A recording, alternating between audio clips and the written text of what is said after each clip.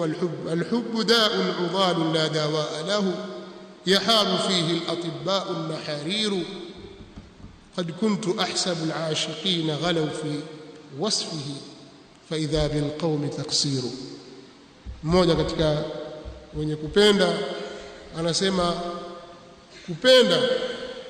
kupenda ni magonjwa, ni gonjwa sugu ambalo halina dawa. Mapenzi ni gonjwa sugu ambalo halina dawa. Wametopewa katika ugonjwa huo matabibu walio mabingwa kabisa, hawezi kutibu alhub. Qad kuntu ahsabu alashiqin qad ghalaw, sasa mimi nilikuwa nadhani wale wenye mapenzi wamevuka mpaka fi wasfi, katika kuyasifu mapenzi.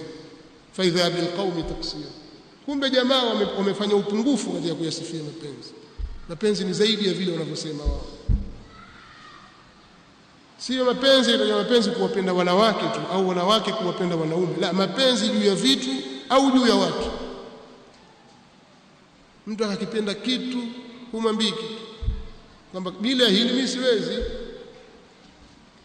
Sasa ni ugonjwa huu ukimsibu mtu akawa mapenzi yake si kwa ajili ya Allah subhanahu wa ta'ala, ni kwa ajili ya hicho kitu au kwa ajili ya hivyo, kwa ajili ya hao watu au kwa ajili ya mtu huyo, basi huyo atakuwa yuko katika tabu. Na kitabu hiki akikisoma kwa uzuri kabisa atapata dawa ndani yake.